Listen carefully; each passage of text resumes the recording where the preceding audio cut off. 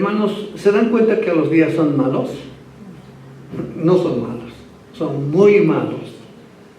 Nunca hemos visto ese tiempo tan difícil y de pronto yo me ponía a pensar, ¿no?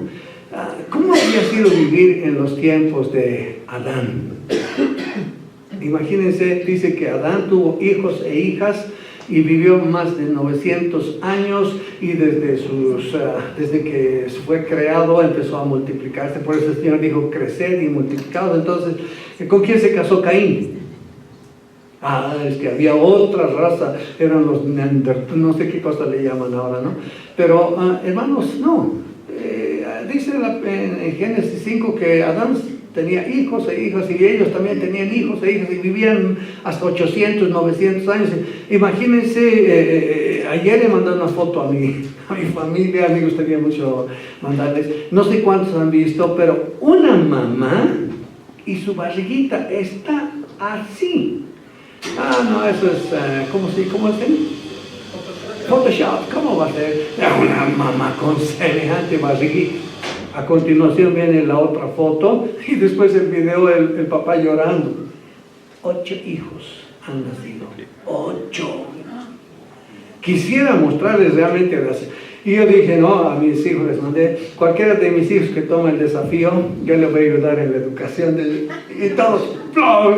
Diana agarró un abrigo, ¡pum! Se tiró de espalda. ¿Quién quiere tener 8 hijos en una sola, no? En un solo parto. Entonces, digo, ¿no? ¿Cómo habría sido vivir en ese tiempo? O vivir en los días de Noé, o en los días de Abraham, o en los días de José. Pero resulta que nos ha tocado vivir estos días. Levante la mano el que ha escogido nacer en este tiempo. No hay. Levante la mano el que escoge cuándo va a partir a la presencia de Dios. Nadie. Ese es atributo de Dios. Dios tiene absoluto control. Y aunque no lo crean, en estos tiempos que no son malos, sino son muy malos, Dios ha decidido que tú llegues a nacer. Y qué maravilla la palabra de Dios cuando David dice, mi embrión vieron tus ojos y en tu libro estaban escritas todas aquellas cosas que luego fueron formadas sin faltar una de ellas. Y cuando leen los escépticos, qué necios los que creen en la Biblia, mi embrión vieron tus ojos. En tu libro estaban escritas. ¿Cómo pues en un libro se va a escribir? Han pasado los años, le han dado el premio Nobel al que ha descifrado el código genético y dice, ni todos los libros del mundo, yendo y de vuelta hasta el planeta, hasta la luna, como 10 veces, dice, no recuerdo el dato, se podría llenar esa información genética en nuestro ADN. Es maravilloso el libro de la vida de Dios. Y ya estaba David 1000 años diciendo que en su libro, en el libro del Señor, estaban escritas todas aquellas cosas que luego fueron formadas sin faltar una de ellas. Ya me imagino, ¿no? Orejitas, naricita, a Fernando doble nariz y trin, no salí con nariz, ¿no? Así como el Señor nos ha hecho, ¿sí? Bueno, ahora, nos ha tocado vivir en este tiempo y hay algunas cosas. Me agradezco a los hermanos que miran una noticia espantosa y me la mandan. He recibido una noticia que ya están cansados de la Biblia. Por tanto, han decidido modificar la Biblia con inteligencia artificial para que sea más actual, más adecuada a nuestros tiempos. Porque la Biblia ya es vieja, tiene tantos años de antigüedad. Hay que meter esto a la inteligencia artificial para que sea actualizada. ¿Qué les parece? Dentro de poco, si no has apreciado la Biblia como vino escrita, pronto te van a hacer leer cualquier cosa. Yo nunca me olvido, y eso cuando estamos hablando de años, nos ha llegado un donativo de unas Biblias, nueva versión internacional. ¡Oh, donativo! Que hemos dado. Y después que leyendo alguna vez algunos datos, ¿cómo? La nueva versión internacional tiene fallas, no es posible. Y fui a cotejar más de 103 fallas. ¿Qué pasó? Que alguien quería vender Biblia y dijo, voy a encargar este trabajo de corrección a una señora teóloga.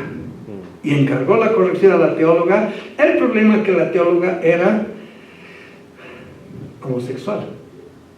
Y cambió la escritura, decía que el hombre tiene que ser varón y la mujer... No, esas son las sacerdotisas en el templo, nada que ver con perversión sexual. Y tengo yo todavía algunas Biblias de esas, de Nueva Versión Internacional, cuando están apuntadas, ¿no? Todas las fallas. Entonces están con unas ganas de cambiar todo lo que Dios ha establecido, ¿no? Luego he visto, hermanos, dentro de pocos días se va a celebrar en Bolivia. No, en Sudamérica tampoco, en el mundo. ¿Qué se va a celebrar? El Día del Orgullo Cristiano. Nunca hemos salido, soy cristiano, estoy bien, nunca. Pero pueden imaginarse, una minoría decide declarar el Día del Orgullo Gay. Minoría que está sacudiendo al mundo. Y orgullo. Ahora, como una conclusión, no me importa si hay homosexuales entre nosotros, mayores, hombres o mujeres, si hay lesbianas. Es tu problema, no es mi problema. Pero lo que tenemos que tener cuidado es que no se metan con nuestros hijos. Ahora, yo he mandado un videíto. Lo que me preocupa, hermanos, es el tiempo, porque el tiempo vuela. Si no termina el tema, continuamos la próxima, ¿les parece? ¿Cuántos? Levanten la mano para hacerlo. ¿Quiénes han visto el Happy Hour, feliz hora de los... ¿Qué dice ahí el título? Happy... Hemos visto en Chacapata, ayúdenme. Drag Queen. Levanten la mano los que han visto Drag Queen Happy Hour. 1, 2, 3. Entonces tenemos que ver el video. Por favor, Alancito. Miren lo que está pasando en Estados Unidos y miren que a quién tú le dejas cuidar a tus hijitos. Miren. Estamos, ¿no? Ahí está. Ese es. ¿Cuál? Volumen. Antes que mande. No. De nuevo, Alancito, que se mire, que se escuche, aunque también hay video. Gracias, Carla. Estamos viendo el video que me has mandado. Listo, ahora sí.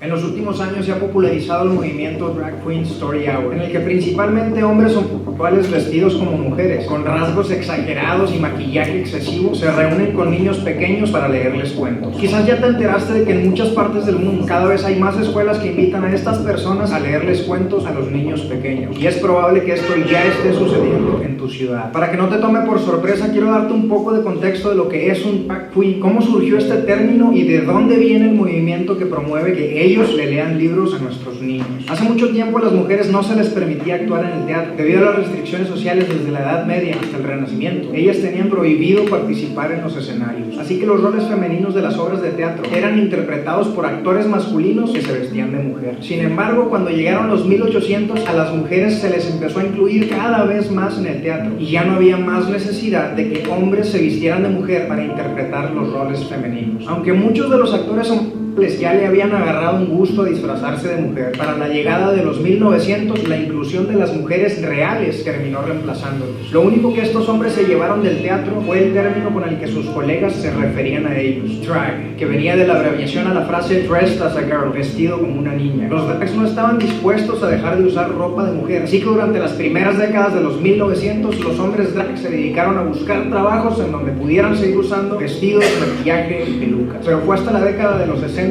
que los drags encontrarían un lugar al que ellos abrazarían como su hogar. Los bares, cabarets y clubs ubicados en los sótanos de San Francisco y Nueva York les abrieron las puertas y los recibieron con los brazos abiertos para presentar su arte. Fue así que a través de su involucramiento en los shows para adultos La esencia drag pasó de la actuación y el teatro renacentista a ser un show nocturno cargado de comedia y sensualidad para adultos gay. Fue entonces que dentro de estos lugares se le comenzó a agregar el término queen a su descripción. Los drags se coronaron como drag queens en los antros y cabarets principales de Estados Unidos. Y a ver, hasta aquí no debería ser un problema para nadie. Si hay hombres que se visten de mujer y hacen shows nocturnos dentro de clubes para adultos nadie debería dejar que eso les robe su paz. Ellos están en su derecho de vivir como prefieran. Y creo que todos estaremos de acuerdo en que mientras no le hagan daño a nadie y la ley se los permita, pueden seguir haciendo sus shows y vestirse de lo que ellos quieran. Pero entonces, ¿por qué el día de hoy muchas personas están en contra de ellos? ¿Por qué de pronto se volvió un tema tan político? Y es que en los 90s algunos filósofos y activistas homosexuales crearon lo que ellos llamaban la teoría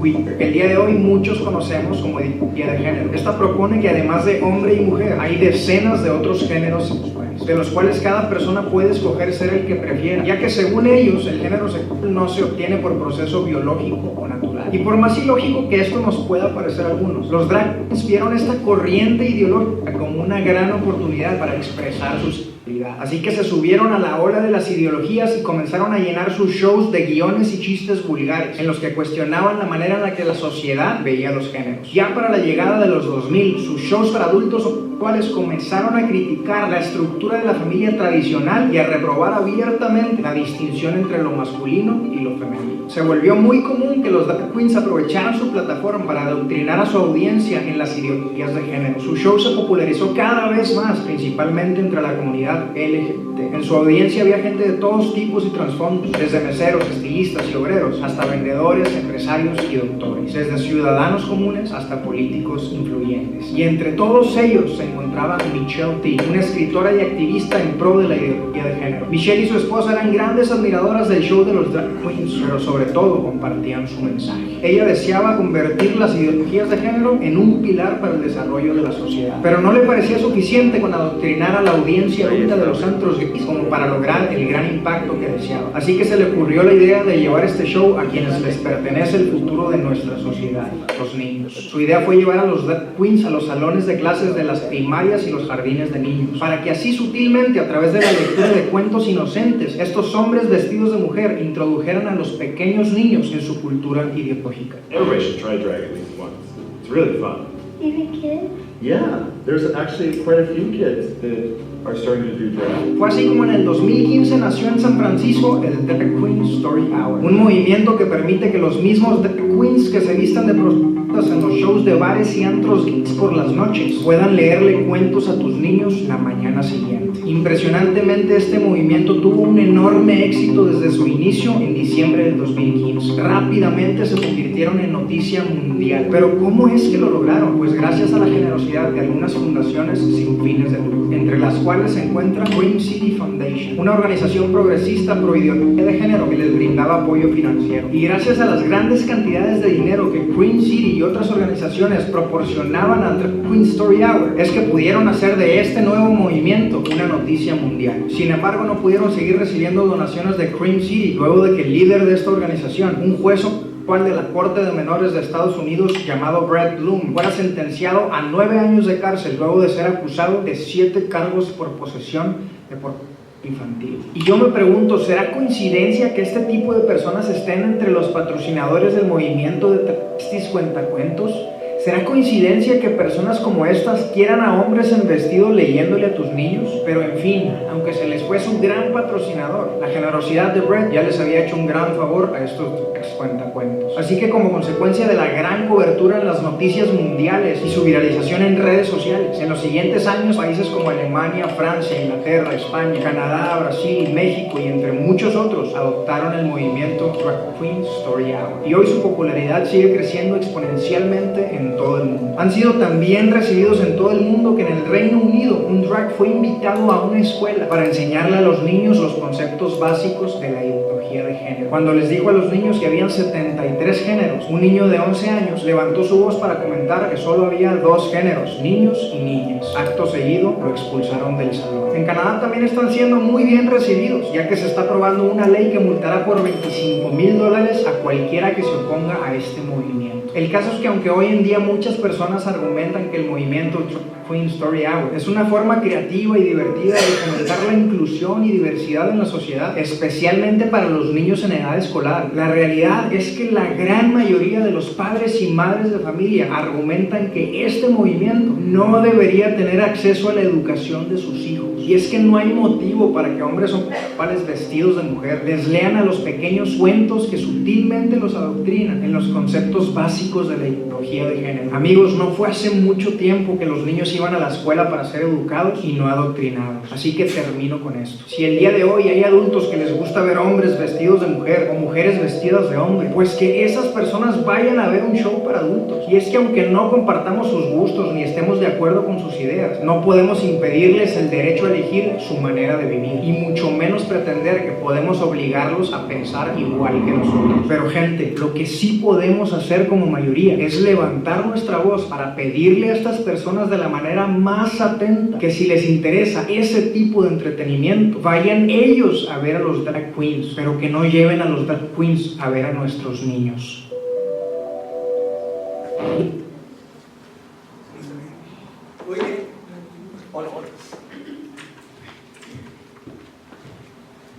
Muy bien. Entonces, como verán, el mundo está mal. No está mala la situación, está muy mala la situación realmente en el mundo. Y claro, tengo algunas cosas más. Por ejemplo, la BBC de Londres dice que hay un partido, se llama las Juventudes del Partido Liberal Sueco, defienden y quieren legalizar la necrofilia y el incesto, ¿no? Y cuando dice como necrofilia, estos son tontos, ¿cómo pueden querer eso? ¿Por qué no?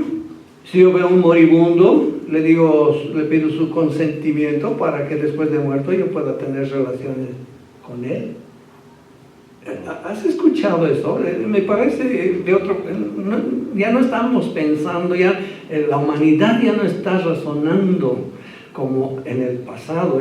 Es increíble. Hay países donde la zoofilia está pidiéndose que se legalice. Hay un país que está con ganas de sancionar la zoofilia.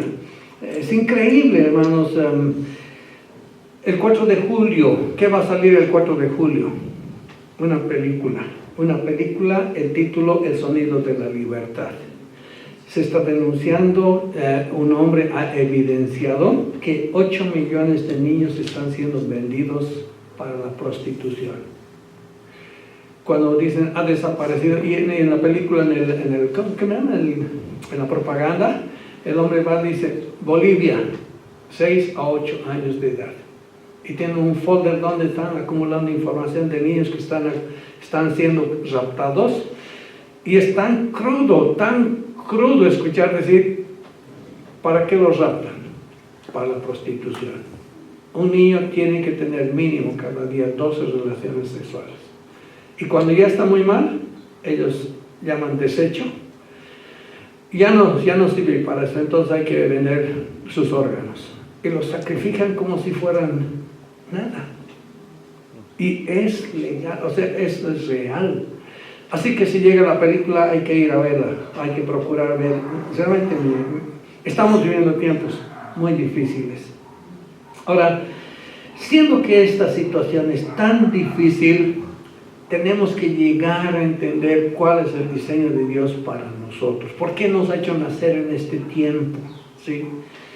Pero antes voy a mostrarles unas imágenes que me gustaría siempre como ver cuántos han visto esta imagen. Está prendido así. Ahí está. ¿Saben ustedes qué es esto? ¿Qué le llaman a este edificio? A ver. Uy, qué lindo, aquí me han traído un pañalito. ¿Alguien tiene una idea? Esta había sido la catedral más alta del mundo. Se encuentra en Alemania. ¿Qué hemos dicho la semana pasada de cuál era el intento de los habitantes de esa ciudad presididas por Nimrod? Haremos una cúspide que llegue al cielo. esta catedral tiene ese orgullo. Los que viven, los que trabajan ahí, tienen el orgullo de estar trabajando en la catedral más alta del mundo, con casi 162 metros de altura.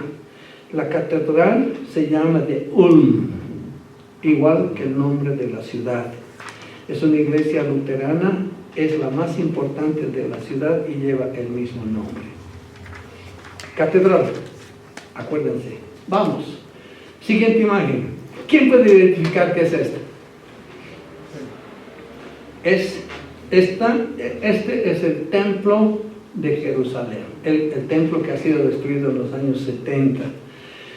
Hermanos, cuando tú lees la Biblia, yo me quedo sorprendido de las medidas. En 1 Reyes 6, del 20 adelante, no vamos a leer esa cita, del 1 Reyes 6, del 20 adelante, te da los detalles de cómo han bañado en oro esta edificación majestuosa. Es impresionante el templo de Jerusalén, tan codiciado por los países poderosos en ese tiempo que querían llegar a Jerusalén y sacar todo el oro. Ahora, esto es interesante. El Señor Jesucristo está ahí conversando con sus discípulos y los discípulos dicen, así como queriendo traer la atención de Jesús, y él, ¿qué? Mira, Señor, el templo. Y el Señor viéndoles dice, les digo que será destruido y no quedará piedra sobre piedra. ¿Qué profecía más? Y uno dice piedra sobre piedra. ¿Y por qué no dice será destruido? ¿Saben por qué? Porque cuando construían el templo, habían decidido bañar las piedras en oro. Y cuando vinieron a destruir el templo, no estaban conformes con hacer caer la cúpula, sino querían sacar todo el oro que se podía sacar del templo. Por tanto, saquen esa piedra, entre las ranuras hay oro. De tal manera quedó, literalmente la profecía del Señor se cumplió, porque del templo no quedó piedra sobre piedra. Así de exacto, así de preciso es nuestro Señor. Cuando va a decir algo, es que se va a cumplir al pie de la letra. Hermanos, les voy a dar una tarea. ¿Qué puedo darles de premio? Pregunto, ¿se han imaginado alguna vez? ¿Quién alguna vez Jorge has construido, ha ordenado construir tu casita, los demás? ¿Cuánto pesa un clavo? Un clavo. ¿Clavo? ¡Ayúdenme! ¡Están durmiendo! ¿Cuánto pesa un clavo? El más grande. Un gramo. Más, ¿no? ¿Cuánto? ¿Quién dice más? ¿Cuánto? 20 gramos. Ya, pónganle 30. Pónganle 50 gramos. Listo. ¿Qué tiene que ser un clavo, no? ¿Cuánto pesaban los clavos que se utilizó en la construcción del templo? Y eran clavos de oro. Descubran, el que primero descubre la medida, le doy premio. 1 Reyes 6:20. Segunda Crónicas 3:9. Segunda Crónicas 3:9. Y si vas en Reina Valera no van a poder, tiene que ser en un lenguaje sencillo o en una versión internacional, alguna otra. 250 gramos. 50 gramos. Dice, vamos, en el lenguaje. Dice que cada clavo de oro pesaba medio kilo. ¡Medio kilo! ¿Te imaginas cómo sería el clavo? Para tener medio kilo de clavo de oro. Y había clavos, cualquier cantidad para reforzar el templo. Era una construcción majestuosa. Ahora, hermanos, hemos visto que es una catedral, la más alta, y el templo en Jerusalén. Ahora quiero que ustedes me digan, el tema que vamos a tratar es este.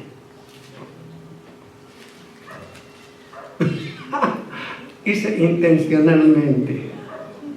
Nadie. Pero pongo en su lenguaje. La iglesia. Vamos a tratar de ver. ¿Qué quiero decirles de la iglesia, hermanos? Miren, lo primero que nada es que la iglesia no es una catedral. La iglesia no es el templo de Jerusalén. ¿Ya? Ahora, ¿cuál era la diferencia entre una catedral y una iglesia en los términos católicos?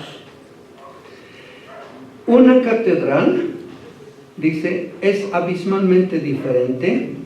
¿Por qué? Porque la catedral es el lugar donde reside el obispo. Luego le llaman a la iglesia, le llaman a cualquier construcción, a una iglesia, ¿no? Que nosotros tenemos esa idea, donde los sacerdotes católicos ofician misa, pero la catedral tiene que estar habitada por el obispo católico.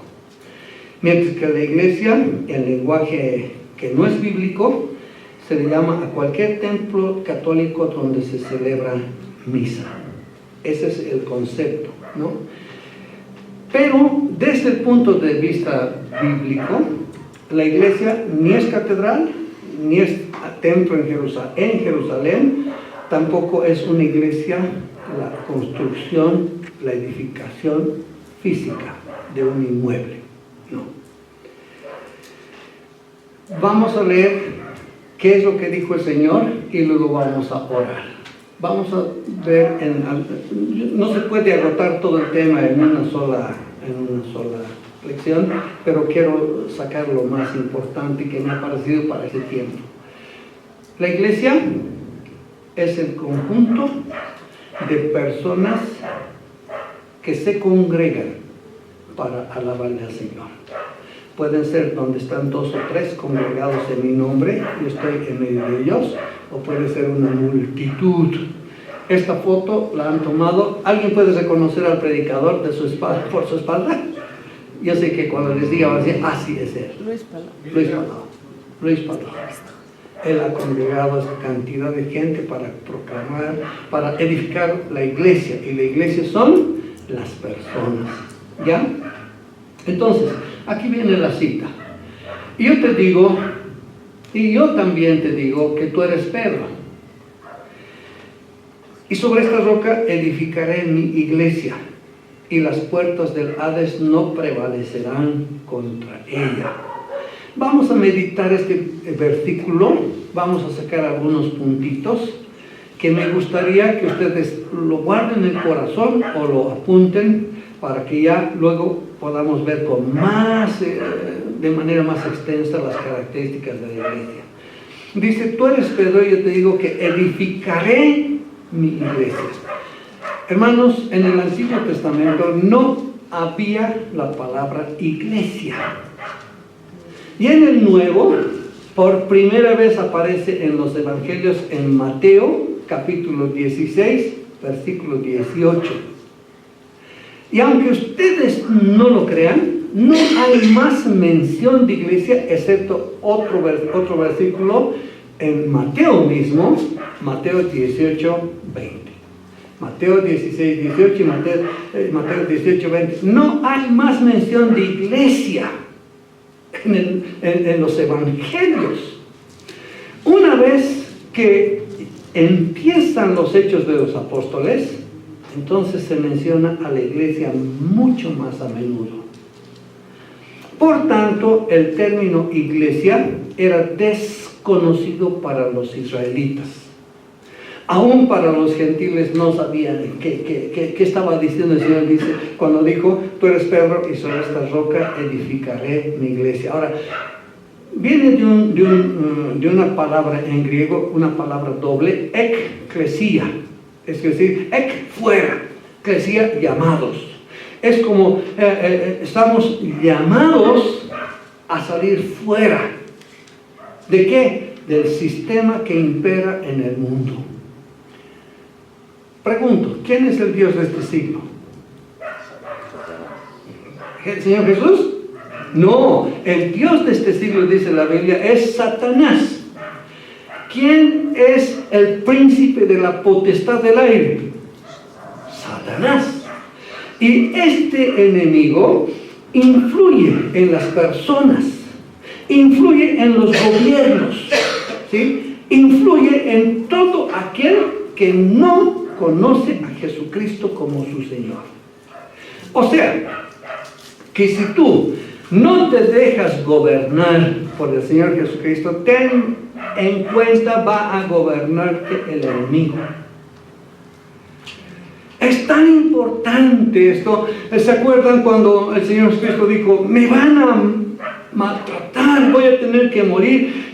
No permitiré que eso pase, Señor, le dijo Pedro. ¿Qué le dijo el Señor Jesucristo? Apártate de mí, Satanás. ¿Pedro era Satanás? No. Pedro estaba dejándose influir por el enemigo para decir, no permitiré que te maten. Mi vida daría por ti. Imagínense, ¿no? Interfiriendo en los planes de Dios. Entonces, hermanos, el que no está con el Señor, está contra el Señor. No puede ser neutral.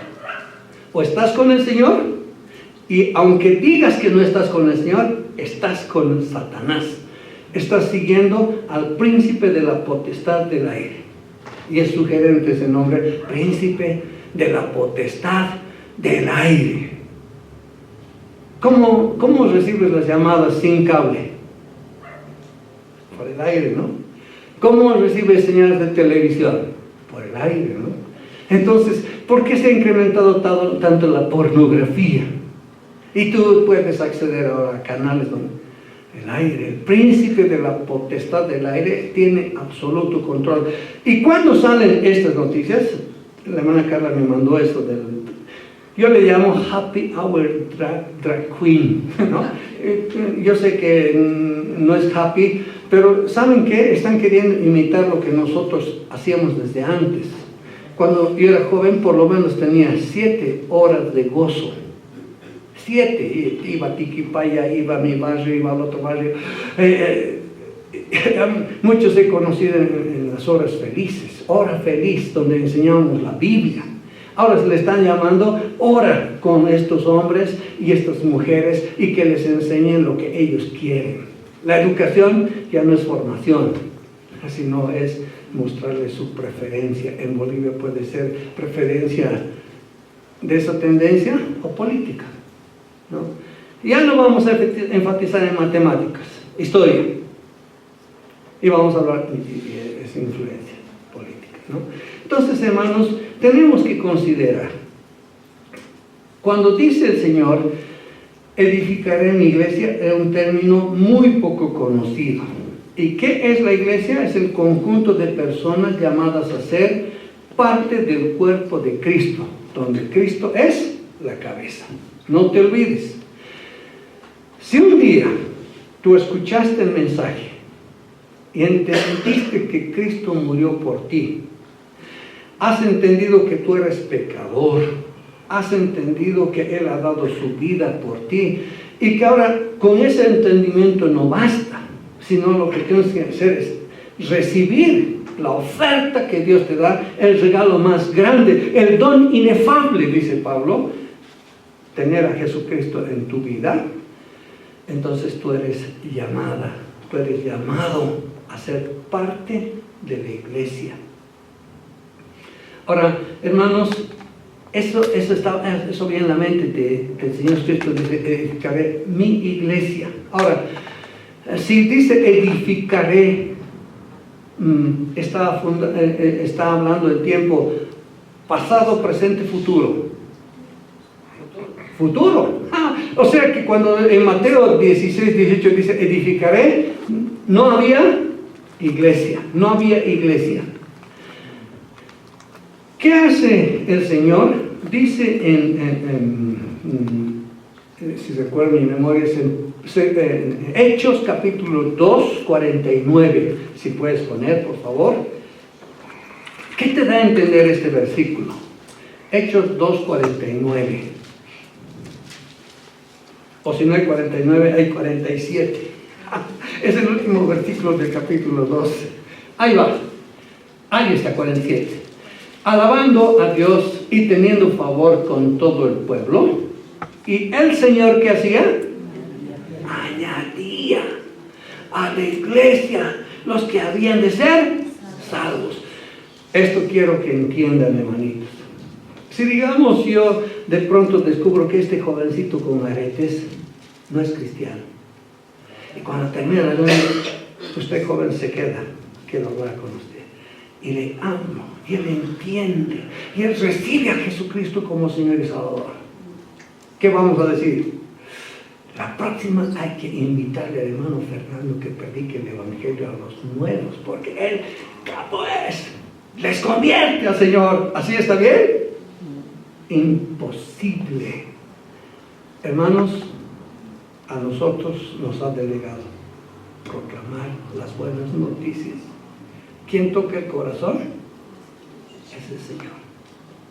Hay muchas veces que yo me he esforzado por decirle las verdades. Mira, esto dice. Lo voy a pensar para otra y nunca más lo he visto. Y otras veces estaban tan receptivos a lo que dice la palabra que tomaron decisión de recibir a Jesucristo. ¿Y qué ha pasado con Lidia en el capítulo 16? Pablo explicó las Escrituras y dice que Dios le abrió el corazón a Lidia y ella recibió a Jesucristo como su Señor.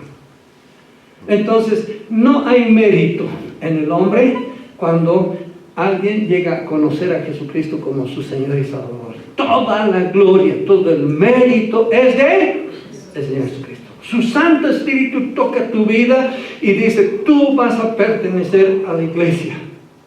Y no puedes evitar, sí. Si es el llamado del Señor, ¿qué puedo hacer? Ahora, hermanos, hemos visto en Filipenses, ustedes han obedecido al llamado de la fe. Y aquí el llamado de la fe es dar ese paso, el primer paso, recibir a Jesucristo como Señor y Salvador. Ahora, a mí me preocupa, porque cuando hemos dicho, cuando digo recibir, algunos hermanos están siendo instruidos, no hay que recibir, solo hay que creer. Es un extremo recibir. ¿Cuántos reciben en una campaña? Vengan aquí, reciban, miles pasan y ninguno es evidente que es cristiano. Hermanos, el recibir no es término mío, es Biblia. Juan 1:12, ¿qué dice? A todos los que les recibieron. No, está mal traducida esa porción. No hay que recibir, hermanos. Cuando dice Romanos 10:9-10, que si confesares con tu boca, gracias, y creyeres en tu corazón, ¿qué estamos haciendo? Confesar con tu boca, estás recibiendo, ¿sí? Al Señor, con la boca, y crees de corazón. O sea, no es la palabra, es el contexto.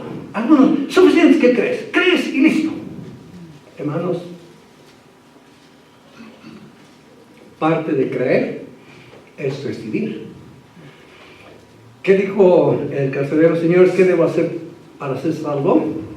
Y Pablo dijo, cree en el Señor Jesucristo y serás salvo tú y tu casa. Él creyó, inmediatamente obedeció a la fe. Y cuando obedeció a la fe, dice que esa misma noche, no sé, él quería matarse porque los prisioneros no estaban. Y cuando recibió al Señor, le importó un comino que estén o no los prisioneros. A Pablo le llevó a su casa. Y a Silas le llevó a su casa. Y les atendía. Y llamó a toda su familia. Y ahí mismo, esa misma noche, ¿qué pidió? Bautismo, con toda su familia. Qué interesante. Miren las cosas que dice la palabra, ¿no? Ahora, ¿cuándo empieza la iglesia? Hermanos, no se olviden. Empieza en Hechos 2, en la fiesta de Pentecostés. Dice que estaban reunidos los discípulos como el Señor les había dicho, no se alejen de Jerusalén hasta que haya venido sobre nosotros el Espíritu Santo. Y están congregados hombres del vulgo, hombres de la chusma, pero alabándole al Señor con un corazón genuino. Y de pronto viene el Espíritu Santo, dice, ¿cómo? No dice fuego, sino como en forma de fuego. sobre sus cabezas. Y la evidencia de que ha poseído a ellos es que ellos hablaban en lenguas. Y cuando tú lees, cuánta gente dice, nosotros somos de aquí de Egipto, de todo lugar, y les escuchamos a estas personas del pueblo, no cultas, no preparadas, no son políglotas y hablan en nuestro idioma. Están borrachos. No están borrachos. Están llenos del Espíritu Santo. Y ahí comenzó la iglesia. Hermanos, ¿se acuerdan en la Torre de Babel? Dice que Dios dijo, no está bien, vamos a confundir. Y les dio que hablasen en diferentes lenguas. Pero esto que se habían congregado en Jerusalén estaba bien. Y Dios dijo, ahora vamos a hacer que hablen en lenguas a todo el mundo. Que entiendan que Cristo es la roca. Hermanos, desde Pentecostés, ¿hasta dónde? Hasta la... Ahora aquí es interesante, a ver, quiero que me ayuden. ¿Cuándo comienza la iglesia? El día de Pentecostés. ¿Cuándo acaba la iglesia? ¿Te has puesto a pensar? Nosotros aquí creemos en el arrebatamiento. ¿Eso qué quiere decir? Que estando la situación entrando al peor tiempo llamado el periodo de la gran tribulación. Ahora, ¿cómo Dios es tan exacto? Dice, como la mujer en dolores de parto, viene un dolor, y cada más frecuente, hasta que llega lo máximo de dolor.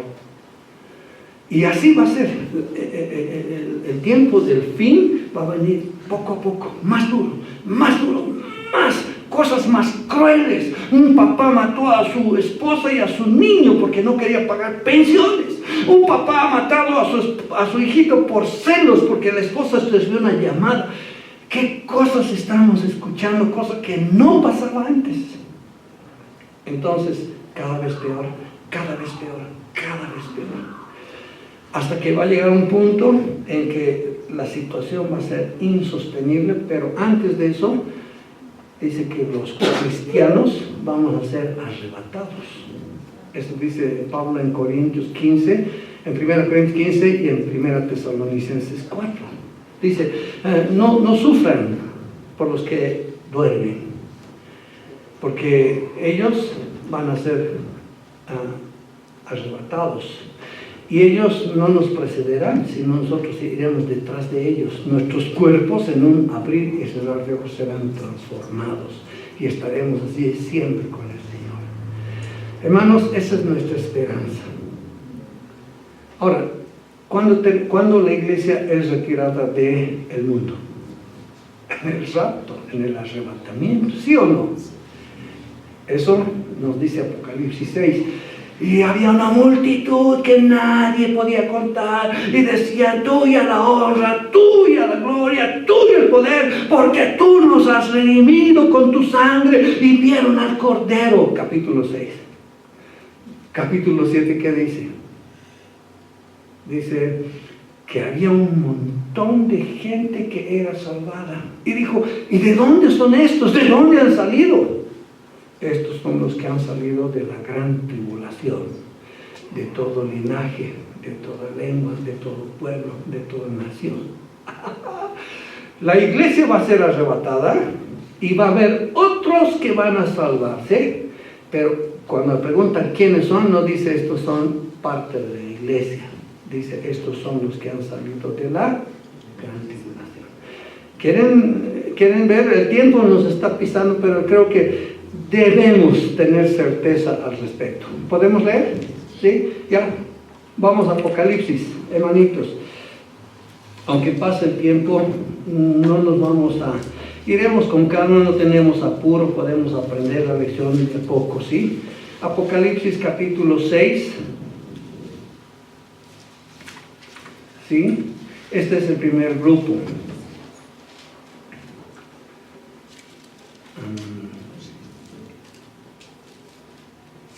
Perdón, bien que nos estamos leyendo. Es el 5 y el 7 después. Ya, ahora sí. Vamos a leer desde el versículo 5. ¿Ya? 5:5. Y uno de los ancianos me dijo: no llores, he aquí el león de la tribu de Judá. La raíz de David ha vencido para abrir el libro y desatar sus 7 sellos. Y miré y vi en medio del trono y de los 4 seres vivientes y en medio de los ancianos estaba en pie un cordero como inmolado, que tenía 7 cuernos, 7 ojos, los cuales son los 7 espíritus de Dios enviados por toda la tierra. Y vino y tomó el libro de la mano derecha del que estaba sentado en el trono. Y cuando hubo tomado el libro y los 4 seres vivientes de los 24 ancianos se postraron delante del cordero, todos tenían arpas y copas llenas de oro de incienso, que son las oraciones de los santos. Y cantaban un cántico nuevo diciendo: digno eres de tomar el libro y abrir sus sellos, porque fuiste inmolado y con tu sangre nos has redimido para Dios de todo linaje, lengua, pueblo y nación. Y nos has hecho para nuestros Dios reyes y sacerdotes, y reinaremos sobre la tierra. Y oí la voz de muchos ángeles alrededor del trono y los seres vivientes de los ancianos, y su número era millones de millones. Cuando mira a los seres vivientes eran millones de millones, y dice que de toda nación, lengua y pueblo. Clarísimo. Ahora, ese grupo pertenece somos los que pertenecemos a la iglesia, ¿sí? Ahora vamos al capítulo 7, por favor. Y es más claro, no podría ser la revelación en este. Vamos a ver en el versículo, desde el versículo 9. Porque, ¿qué dice antes? Dice los 144,000. Este es un dato que nunca me olvido. 144,000 de Israel van a salir a proclamar el Evangelio en el periodo de la gran tribulación. 144,000. ¿Saben ustedes cuántos misioneros hay en todo el mundo? Ahora, no se olviden, 39,000 misioneros. 39,000 personas que van y proclaman el Evangelio. Vamos a ir a Chacapata, otros allá, otros a África y otros, y 39,000. Y eso se está logrando, que las iglesias crezcan. En Latinoamérica hay una explosión de iglesias, dice, todos conocen a Jesucristo. Qué lindo que en Latinoamérica se está proclamando el Evangelio. 39,000 misioneros. ¿Qué pasaría si fueran 144,000? Ahora, de esos 39,000, somos personas que tenemos un pasado oscuro, tenemos una vida que no ha sido deseable. Los 144,000, dice, desde su nacimiento son consagrados a Dios, puros. Van a ser hombres que cuando hablen la palabra, la gente va a escuchar y va a caer rendido a los pies del Señor. 144,000. De eso habla el capítulo 7. ¿Saben cuál es el resultado del trabajo de esos 144,000? Miren desde el versículo 9. Dice así: después de esto, mire, y aquí una gran multitud, la cual nadie podía contar, de todas las naciones, tribus y lenguas y pueblos, que estaban delante del trono y en la presencia del Cordero, vestido de ropas blancas y con palmas en las manos, y clamando a gran voz diciendo: la salvación pertenece a nuestro Dios, que está sentado en el trono y al Cordero. Y todos los ángeles estaban en pie alrededor del trono y de los ancianos, de los 4 seres vivientes, y se postraron sobre sus rostros delante del trono y adoraron, diciendo: amén, la bendición, la gloria, la sabiduría, la acción de gracias, la honra, el poder, la fortaleza sean de nuestro Dios por los siglos de los siglos. Amén. Versículo 13. Entonces uno de los ancianos habló diciendo: estos que están vestidos de ropas blancas, ¿quiénes son? ¿Y de dónde han venido? La pregunta, ¿no? Y dice, yo le dije: Señor, tú lo sabes. Y él me dijo: estos son los que han salido de la gran tribulación. Y han lavado sus ropas y han emblanquecido en la sangre del Cordero. Por esto están delante del trono de Dios y le sirven día y noche en su templo, y el que está sentado sobre el trono extenderá su tabernáculo sobre ellos. Ahora, ustedes se van a dar cuenta, hermanos, qué gratitud de parte de los que hemos sido redimidos. Estamos dándole toda la honra, la gloria al que se merece. Y puedes creer, Dios nos está dando la oportunidad en este tiempo de hacer eso que vamos a hacer en la eternidad. ¿Cuándo? Hay un tiempo. En la cena del Señor. En la cena del Señor venimos y en el pan y la copa recordamos lo que Cristo ha hecho por nosotros. Y no nos cansa. Hermanos, ¿cuántos años les di compartiendo en la cena del Señor? ¿Cuántas veces he repetido un pasaje? Y digo, tantos años hablando de diferentes pasajes que refieren a Cristo, tanto del Antiguo como del Nuevo, parece que voy a volver a tomar mis lecciones de esos años. Pero cuando voy a la palabra, hay más y más y más pasajes hablando de Cristo. Inagotable la fuente de información que nos da la palabra del Señor acerca de su bendito Hijo. ¡Qué maravilla! Entonces, hermanos, está claro para nosotros, si hay algo que hubiera una pregunta, esto no es una clase que nadie puede interrumpir, hagan la pregunta cuando sea el tiempo. No importa si me interrumpes y si dejamos la lección por un tiempo, ¿sí? Entonces empezó hasta que venga el Señor a arrebatar su iglesia y va a haber otro grupo. Ahora, uno puede decir, si tú no eres salvo ahora, puedes esperar hasta el periodo de la gran tribulación. Así hay esperanza. No. ¿Sabes qué? En el periodo de la gran tribulación van a matarte. Dice, ¿quieres el sello de la bestia? No. Entonces, inmolado. Por eso dice, ¿quiénes son estos con vestiduras blancas? Es que han lavado sus vestiduras en la sangre del Cordero. El Señor los ha redimido. Hermanos, en ese tiempo, ahora sí hay persecución a la iglesia, sí hay, pero no es a nivel mundial. Aquí en Bolivia estamos disfrutando de la libertad que no sabemos aprovechar, más bien desaprovechamos. Hay lugares, la semana pasada hemos recibido un reporte de que han entrado a una iglesia en África, han matado al pastor, han matado a los miembros, y como si nada, ellos proclaman que son musulmanes. Y pueden matar, nadie les juzga porque el país es musulmán. Entonces, pero no es a nivel nacional, a nivel mundial. En el periodo de la gran tribulación, dice, nadie podrá comprar ni vender si no tiene el sello de la bestia. Ay, qué cosa más terrible. Ya les dije una vez, ¿no? Hace 40 años fui a Canadá y me parecía que estábamos viviendo el tiempo de la bestia. ¿Por qué? Porque fui a una familia muy rica, me hospedó, y luego me hospedó una familia muy pobre. Y la familia pobre, cuando me hospedó, me dijo, Fernando, vas a ir a la casa del vecino y vas a llevar estos huevitos y vas a traer lechecita. Yo, con los huevitos, me está mandando, sí, aquí está la leche. ¿Y por qué haces eso? Es que si yo ofrezco los huevos y no tiene el sello de la renta, no puedo vender. Huevo sellado con la renta no puedo. ¿Y por qué el sello de la renta? Porque tienes que pagar impuestos, aún de los huevos. Hace 40 años, cuando yo vine con una impresión, parece que en Canadá ya está la bestia reinando, ¿no? Porque no podían comprar ni vender. Esto va a pasar a nivel mundial. Y si tú dices, no quiero el sello de la bestia, no, muerto. Listo. Ojo, ahora el recibir a Cristo es gratis, no porque no cuesta nada. Es porque alguien tuvo que pagar el precio más grande que se tenía que pagar.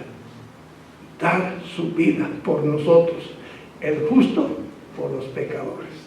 El sin mancha por nosotros manchosos. No solo manchados, sino manchosos. ¿Sí? Muy bien. Ahora sí, vamos a sacar 3 cositas de aquí que quiero enfatizar. Primero, no está fundada, la iglesia de Cristo no está fundada sobre Pedro. Es lo que siempre es, ¿no? Pedro es el primero que sobre él se ha fundado. No es verdad, no es verdad. A ver, si yo preguntara, ¿no? No se me ocurre, pero digamos preguntar algo a Alejandro, ¿no? Y Alejandro entendiera lo que le he dicho y ustedes no entendieran, ¿a quién tendríamos que preguntarle qué es lo que exactamente ha entendido? Pedro, a Alejandro, ¿no? Cuando dice tú eres Pedro y sobre esta roca edificaré mi iglesia, yo siempre hago así, sobre esta roca, pensando en el Señor Jesucristo. Pedro un día escribe una carta. En esa carta nos dice qué es lo que él ha entendido acerca de lo que el Señor Jesucristo ha dicho. Por ejemplo, por favor, vamos a 1 Pedro, capítulo 2, versículo 4 al 8. Miren lo que había entendido Pedro cuando él dijo, tú eres Pedro y sobre esta roca edificaré mi iglesia. Dice así, acercándonos a él, no dice acérquense a mí. Dice, acérquense a él, piedra viva, desechada por los hombres, ciertamente por los hombres, más para Dios, escogida y preciosa. Siguiente, vosotros también como piedras vivas, sed edificadas como casa espiritual y sacerdocio santo, para ofrecer sacrificios espirituales aceptables a Dios por medio de Jesucristo. Tú eres Pedro, y sobre esta roca. Ahora vamos al siguiente versículo. Por lo cual también contiene la escritura. He aquí pongo en Sión la principal piedra del ángulo, escogida y preciosa. Y el que creyere en mí, así dice, no, el que creyere en él. ¿En quién? En Cristo. No será avergonzado. El último. Para vosotros pues, los que creéis, Él es precioso. Para nosotros nunca va a dejar de ser precioso nuestro Señor Jesucristo. Pero miren lo que dice. Pero para los que no creen, la piedra que los edificadores desecharon ha venido a ser cabeza de ramo. El que dice, no, yo no creo que Jesucristo es la piedra. Dijo, tú eres Pedro y Pedro es el fundamento de la iglesia. Están arruinados. Porque aquí dice, ha venido a ser, la piedra que los edificadores desecharon, ha venido a ser cabeza del ángulo, ¿no? Entonces tendríamos que considerar nosotros que la iglesia no está fundada sobre Pedro. Pedro no es la roca, Pedro es una piedra como todos nosotros, ¿sí? Además, hay algo que hay que decirlo con claridad. El Antiguo Testamento, cuando se refería a Dios, ¿cómo qué se refería? Vamos a descubrir. Deuteronomio 32:4. Cuando se refería a Dios, ¿cómo qué se refería a Dios? El Antiguo Testamento. Dice, leamos en voz alta todos para que los que están queriendo caer en sueño despierten. 2, 3. Él es la roca, obra, porque todos sus caminos son rectos, Dios de verdad y sin iniquidad, en él es justo y recto. ¿Quién es la roca? Según este pasaje, Dios es la roca. Entonces, cuando dice tú eres Pedro y sobre esta roca, está mostrando a Jesucristo como Dios encarnado, como Dios que ha venido a la tierra y se hizo hombre y habitó entre nosotros y dio su vida por nosotros. Y Él decidió fundar su iglesia. Miren, no es el único pasaje. Salmo 18:2. Salmo 18:2. ¿Qué dice?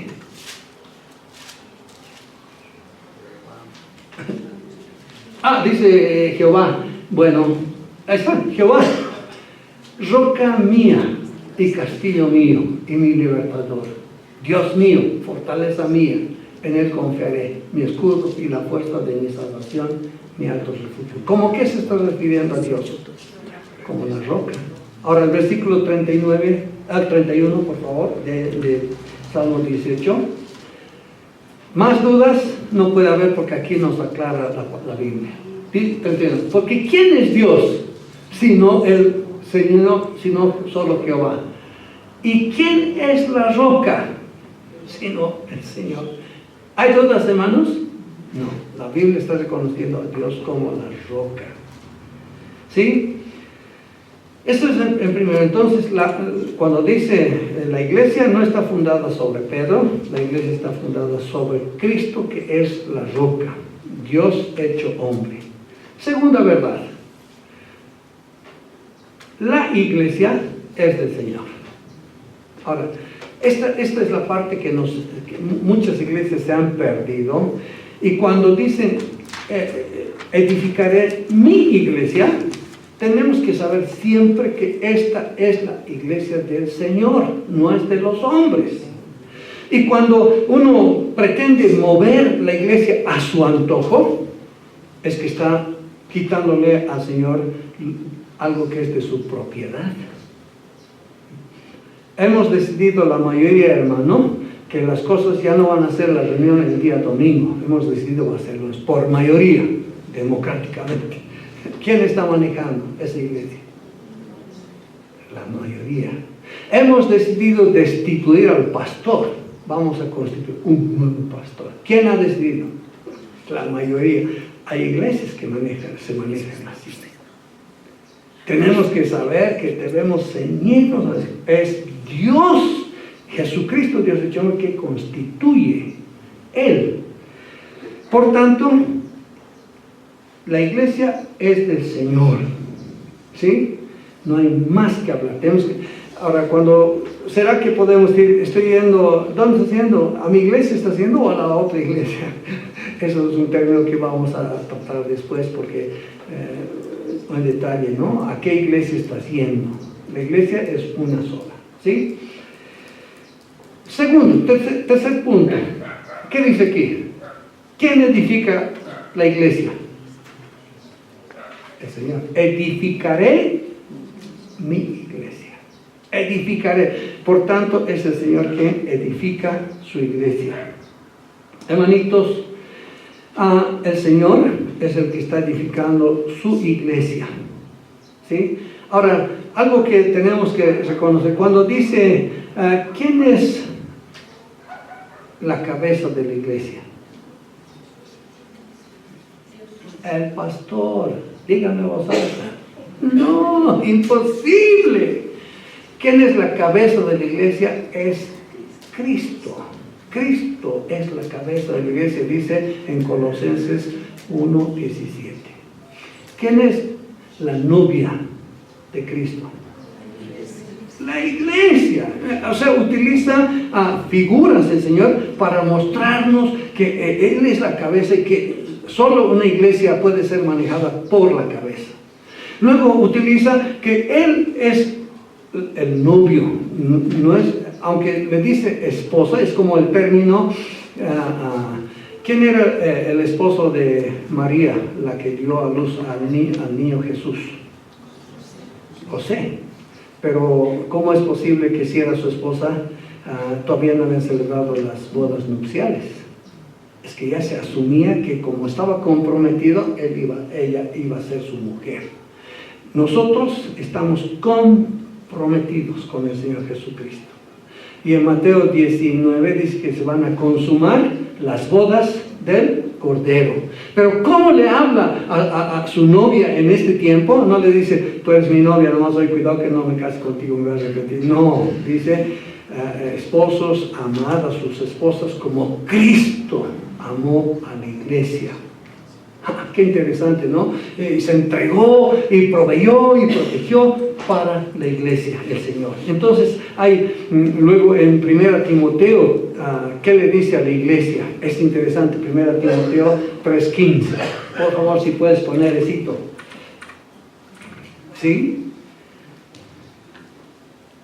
Dice en 1 Timoteo 3:15, para que si tardo, sepas cómo debes conducirte en la casa de Dios. En la casa de Dios, que es la iglesia. Entonces no estamos hablando del edificio, estamos hablando de las personas. ¿Qué es la iglesia de Dios viviente? Columna y baluarte de la verdad. No se puede más. Realmente da tantos datos el Señor acerca de la iglesia, pero a partir de Romanos, Corintios, Gálatas, Efesios, Filipenses, las instrucciones para la iglesia. Antes solo menciona de 2 veces en el Evangelio, en un solo Evangelio, ¿no? Ahora, hermanos, esto tomé como apuntes y ya les dije, en Hechos 2:4 está bien, no hay que poner. Y dice, y fueron llenos del Espíritu Santo y comenzaron a hablar en otras lenguas según el Espíritu les daba que hablasen. Hermanos, el Señor cambia la situación. Antes les dio muchas lenguas en la Torre de Babel, ahora les da muchos idiomas para unir, para que la iglesia pueda ser real, ¿no?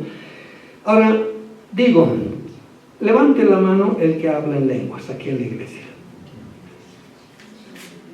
A ver, Alejandro, estás aquí, ¿en qué lengua nos vas a hablar? Ahora, no es, cuando hablas de lenguas, no estás diciendo como dice la TGV, yo hablo en lenguas, ¡usa la manga larga! No es eso, porque en Hechos dice, nosotros, a ver, vamos a Hechos capítulo 2, tenemos que ver eso, no estamos apurados, esto va a ser el último punto y vamos a continuar la próxima, ¿está bien? Hechos. Al libro de Hechos, el libro de donde hay una... Hechos capítulo 2. Y miren lo que dice aquí en el versículo 5 adelante. Dice así, moraban entonces en Jerusalén judíos, varones piadosos de todas las naciones bajo el cielo. Cuando dice moraban, está diciendo que han ido de muchas naciones a celebrar la fiesta de Pentecostés. Habían fiestas que guardaban los israelitas y tenían que ir. ¿De dónde se encontraban? Iban a esa fiesta a Jerusalén. Dice el 6, y hecho este estruendo, se juntó una multitud y estaban confusos porque cada uno les oía hablar en su propia lengua. No era una lengua, no, era en inglés, en alemán. Mira, ¿qué dice aquí? Dice, les oía hablar en su propia lengua y estaban atónitos y maravillados diciendo, mirad, ¿no son galileos los que hablan? ¿Cómo pues les oímos nosotros hablar cada uno en nuestra lengua en la que hemos nacido? Y aquí miren, 9, partos, medos, elamitas, y los que habitamos en Mesopotamia, en Judea, en Capadocia, en Ponto, en Asia, en Frigia y Panfilia, en Egipto, en las regiones de África más allá de Sirene, y romanos residentes, tanto judíos como prosélitos. 11, cretenses y árabes les oímos hablar en nuestra lengua las maravillas de Dios. Entonces no era el balbuceo, era hablar en otro idioma. Y si hablaban en otro idioma, los otros les entendían y se maravillaban. Quiero ir al último comentario, no quiero perder que pierdan este tiempo, hermanos. Ahora hay la evidencia de que no estamos hablando en otro idioma para comunicar el Evangelio. La gran mayoría. Si le digo a Gel, tal vez podría ir, ¿no? Le digo, Gel, ya, a proclamar el Evangelio en Aymara. Le he arruinado, ¿qué estaba pensando? Voy a alistar mi inglés, Aymara. O alguien que sabe quechua, que vaya a hablar en guaraní, ¿no? No. Entonces, ¿cómo solucionar el problema ahora? ¿Saben cómo? Miren, maravíllense. Hoy, el libro más vendido en el mundo es Harry Potter. No. Tampoco, no. El libro más vendido es la Biblia. Escuchen este dato. En 2021 superó la venta de 100 millones de ejemplares en 100 países y 23 idiomas. la Biblia completa, porque hay más idiomas solo del Nuevo Testamento. Ahora, o sea, el libro más vendido es la Biblia, 100 millones en 2021, pero dice, además, se estima que desde la primera impresión en la imprenta de Gutenberg, dice que este hombre se ha ingeniado de imprimir miles, pero no para imprimir a Playboy, ni tampoco para imprimir cosas basuras, era para la Biblia. Yo me imagino, dice, Señor, hay necesidad de que tu pueblo conozca de ti. ¿Cómo puedo hacer que hagamos muchas copias en poco tiempo? Y Dios le dio sabiduría para inventarse la imprenta. Y las primeras impresiones fueron la Biblia. Hermanos, este hombre en 1454, desde ese tiempo, se estima, según el libro de Récord Guinness, que ha llegado a la cifra de 7,000 millones de impresiones. Y un dato adicional es que en el siglo XXI las Biblias se imprimen a un ritmo alrededor de 80 millones al año. Ya no se predica en lenguas, pero no hay necesidad de hablar en lenguas. Tenemos la Biblia al alcance de nuestras manos. ¿Por qué no leemos? ¿Por qué no aprendemos? ¿Por qué sacamos el jugo a las Escrituras? El tiempo ha transcurrido, pónganse de pie, hermanitos. Hemos visto el primer punto, vamos a continuar la próxima semana. ¿Sí?